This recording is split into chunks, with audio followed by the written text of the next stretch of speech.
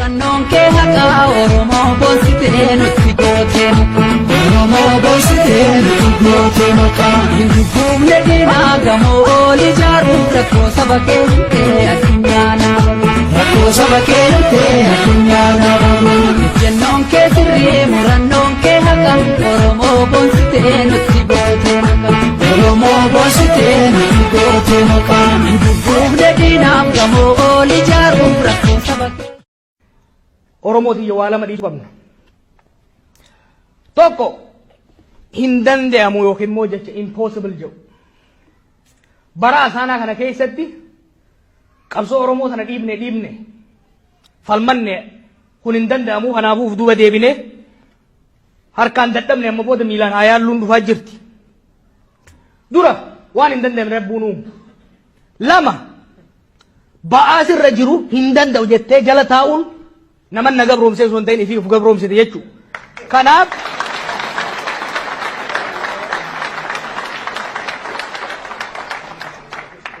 Kanaaf ni dandeenya.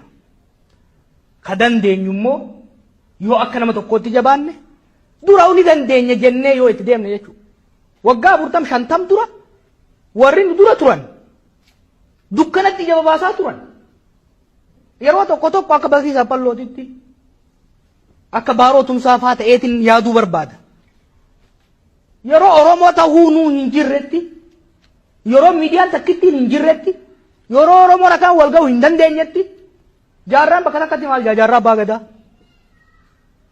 Waraana erge qawwee takka nam sadiittidhe. Ajjeetti kenna ijoolletti. Oromoon ajjeesina. Jedhaqanii uummataan hoggaa Oromoo jedhanii boonumoo nuti Oromoo miti jechaanii ture jechuu namni. Bakka sanirraa kaaneet bakka kana jirra jechuudha. Yoo jarri sun bara dukkanaa san keessatti bakka risoortiin isaan qaban xiqqaa ta'e san keessatti bara namni keenya waliin beeyne itin beeyne san keessatti ni dandahama jedhanii ofitti amanan taate dargaggeessi qaamni isaa waraabessa lama bulchu kun hin danda'uun akkamitta?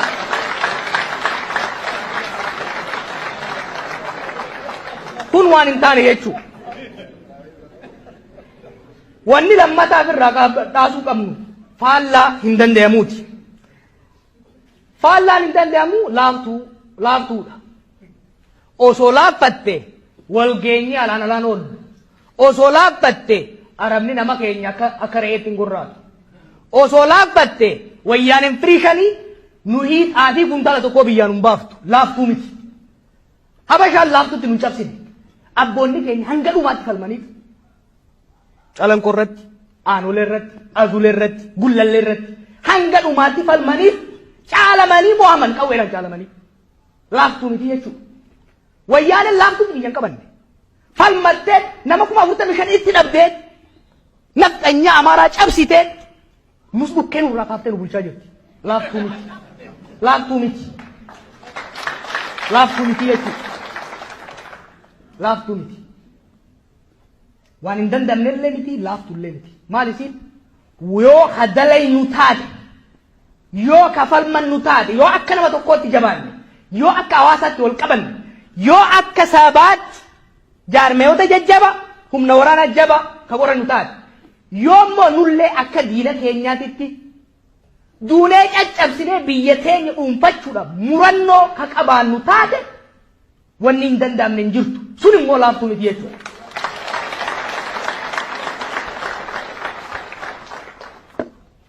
Abboota hiyyaaf ergaan an dabarsuu barbaadu dhugaadhaa waggoonni 20 kun akka hawwii keessanitti akka fedhii keessanitti hin deemne. Haa ta'u immoo isintu arkuu dhabe malee hawwiin teessan qaata bakka geesse. Qubeen hin baradhe. Alaabaa san durma agarsiisa. Maal wanni isin barbaaddan gaafa qubee mana keessatti waliin barsiiftan ifi barattanii barsiin afaan saabaatiin barattanii nuuf qopheessaa turtan jechuu nuti qubee isin uumtan saniin barachuu alaabaa Oromiyaa jaalannus jibbinus faarsinee guddachuun ijoolleen jillituun as bahuun wanni isin dalaytan galma ga'uu isiit agarsiifti jechuu. Kanaaf hedduu don't be hard on yourself. Balleessitanii waa hedduu dhalaytan. Osoo laaquu baattanii marqiin hun dhalatu haga madallee fokkatu. balleeysan nama dalagu waa balleeysa balleeysitanii jirtan amma immoo waan takka shakkina nama 4-5 agartanarra kumaatamaan jiru ilmaan qabsoon teeysan dhalchite ilmaan dhiinii jaallawwan keeysanii magarse kumaatamaan as bayaa jira ni dhodhookata malee as baya isin saalfate malee ija nyaatte isallee waan isin waan lama waadaan isin gala dhaloota qubeedha bakka bu'e yoo xiqqaate injifannoo isin dukkana san keessatti itti wareegamtanii itti xaartanii asin geessan tana takkuu takka hin tuysiifnu tana dhaloonni waadaan isin gala maali kun tokko eenyummaa oromummaa teenya akka killeetitti eegganna laaftutti hin dhufne oromummaa teenya wal qabanna oromummaa teenya waan fedhee dhufa malee amaara min jaarii miti kaapitaalistoonni asiitis yoo ija kanutti babaasan taate ija deebifnee itti baafna malee irraa duuba deebinu kalammataa Oromiyaan gadhaabachuun faaruufi miti Oromiyaan gadhaabachuun eenyummaa Oromoo kaniin reefu jeesan kan daangaa itti godhu Oromoo diinni addaan qoqqoodee laga safaratti addaan qoodisa walitti deebisee ka hidhu Oromoon akka namaattis akka gosaattis akka daangaattis akka godinaattis walitti dhufee dantaa eenyummaa wal fakkaatu ka dantaansa Oromiyaadhaan walitti hidhate qabaachuu akka dandeenyu kanu godhe Oromiyaan beekaarra namni Boorana dhufee dibaabachuuf gubboo kennuurra abbaa duulati gubboo kennuun waa guddaa bar injifannoo teessani maaliifi Oromoon dur hanga qabaletti illee alagaan bula ture jechuudha Oromoon tun dhuftee gubboo walii kannu wal shuumu wal shaaruu danda'uun isiitu namni keenya muuxannoo waliin bulu bureaucratic experience akka argatu wale jechuudha yoo xiqqaate Oromiyaa kana ni tiisita kasadaffaa afaan keenya zabana kana jarree habashaa fayyaan qabu fakkaata qubee isaa abbaatiin maan barreessine jaan afaan kana yoo xiqqaate ilmaan teenya akka ittiin baratte gootee deemsuudhaaf waadaa isiniif galla warri dargaggoo addunyaa kana keessa dhaloota gosa lamaa jira yeroon ka dhufu tokko dhaloota ibidda keessaan dabree boqqolloo waadamte shuumoo affeelamte namaa dhiyeessu tokko dhaloota shuumoo saniin garaa guddifatee achuma lafarra ciisu dhaloonni Tigree akkasi amma ijoolleen Tigree akkasi ijoolleen Oromollee gariin akkas damu deemti Tigreen nyaattee gabbachuu yoo barbaaddes angoodha qabdi biyya teenya irratti abbaadha nuti qubee xiqqoo tanaaf qabanne akka waan bakka takka geenye shuumoo jarri keenya fi belbelee nuu kanne tanaan garaa if guunne if kijibaa yoo ka jiraannu taate boru shuumoon jarri affeele kunis dhumeeti nafxanyaan shuumoon godhu ta'a namni abbaan kufe ilmaan ka ajan ka ilmaan kufe kute kanaaf dirqamni Oromiyaa fi Oromoo tana bakkaan gahuudha arra jeeluurra hin jiru arra abarraarra hin jiru arra lubeerra hin jiru fiigodoo jetteen fiiguu hin danda'u jaarsi kun ar'a waan feete dhufa malee Oromoon isaan sababsannaan ifiif of abaara malee waan akka isaan irraa harkatu ar'a Oromoon haqa nurraa qaba jechuudha haqa kana immoo dhaadanneetuma ashwaashilaaf iyyaasee sirbinee qofa waan ta'u miti waan abbootiin keenya dalagan sanii ol dalaguudha qabna dalaguus ni dandeenya wanni barbaannu hundi waan isaan qaban sanii ol harka dachaadhaan jira jechuudha kanaaf yeroo hunda waggaa Oromoon salphate qofa taane Oromoon suuditti akkas ta'e jechuurra karooraan wal mari'achuudhaan murannoo qabaachuudhaan Oromoof Oromiyaa tana bakka jarri abbootii keenyaan ga'e tanarraa fuunee taakuu takka achi takkaanfachiifnee ilmaan nu boodaa dhufan dhaalchisuudhaaf irratti hojjechuun dirqama keenya waan ta'eef namuu hoggaa galtan shuumoo abbootii keenyaa nyaachifnee deeqqifachaa buluu osoo hin taane garaa jabeeffannee dalayinuun dhaamsa kiyya.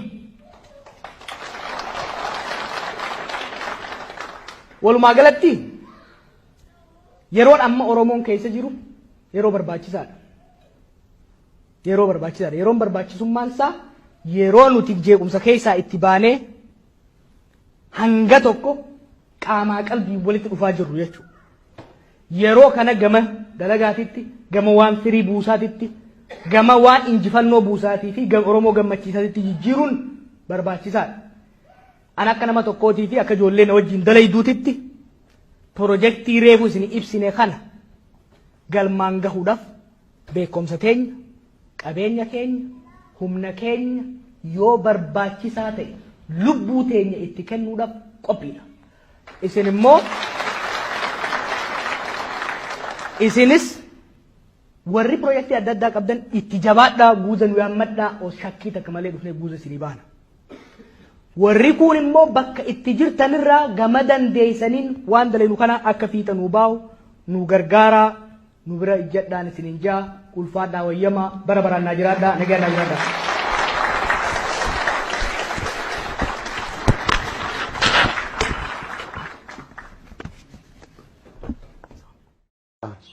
أنا شني مختار خدير فالفلا هونجوا هذا بايث برا إرادة ترى هونجة ومن أورمو راك أنا ندقم خلوا أورمو فتة خيسا ورا بيسا فكاته هكا كيرون إجان الله اللي قرآن ده كيفنه وبلجين يجيك كالي ورن بيجي خيس يتا ورن بيجي علاج يتا كوتون إلمان برين تو بورنا تو كون كيتن شني مختار خدير خان أمة أورمو هكذا تقولي قد بيمة كده مجال توفته وجانه والله العظيم والله بالله ورب الكعبة أبي أحمد حطوا فردوا والله بالله كذا إذا إنك كيفني ومن أورمو كذا إذا إنك كيفني وأتكلم كذي تنجرو أركض رورتا ديجا هركض ديجا ديبته كم 4 كيلو نايته كرورماتي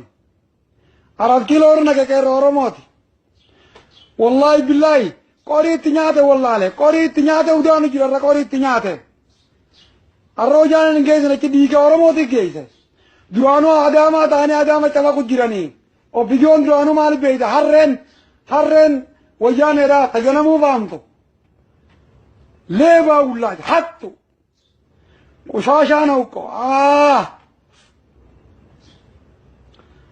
ويبدجرو كيرو ويبدجرو وي اوبيديو يوتيوب بلسما راغ اوبيديو غرا ديبه تغرا ديبه نياته دون قوفنه والله بالله نياته دون قوفنه اوبيديو غرا ديبه نياته دون قوفنه بيلا جرتا والله العظيم والله بالله عبارة ربي سنة تابو ورين المان أورمو وداقة تجيرو عبارة ربي سنة تابو ورين أمد أورمو قلاسو فجيرو عبارة ربي سنة تابو والله ربي سنة عبارو والله بالله قولي قربان جاني مختار كثيري أنا قويا إنك بدأ ورانكم منه والله بالله أنا قويا سنو رايم بوي رانكم منه والله بالله والله ورب الكعبة رانكم منه وي كيروتيا جرن كيسن أذير ندي في كيروتيا وي بدأنا ده وي قومتيا وي أورموتيا إن شاء الله بإذن الله كريم هندي زنا هند تاينا والله بالله أنا جايبنا والله بالله أورموتيا سنين جالته والله أني أورمورا الله في أورموتي إذن إسلاميتيا أني إجتة إذني تيا والله بالله الرمنا كل اللي أورموتي الرمنا إذن خيا يا أورموتي والله بالله فتن تاينا ويانا شغالتني لفان روي تنتانا هنكا قالتني لبو غيدا بابتني فتن تاينا والله قدان فتاني متي وبلين كي كالي ورين نينكا سنبيرا ربا مسيا تدا ورين وقا فركاي سنبيرا دو ميا تدا وبلين كي من راندين غندين من راندين انجيرو والله بالله لا تبياج تنيسنا والله إذن تفاتين قنا إذن تنديبين جبادا والله أولكا في الترفنا كروتيجا والله إذن بيران جرا والله بالله أزيني زنبير جراسين أزيني زنبير جرا والله بالله قبنا أبدا أولكا أركا غيثن أولكا بإذن الله الكريم قلما جيسن أكغاري تقلما جيوتايسن قلما جيسن سوچي تايسن تفوفا بعد أكابا كبا ورمان دنيا غيرتن قوتون تك خارا بدا قوتون كيسن ليرا بدان تك قرفنا والسلام عليكم ورحمة الله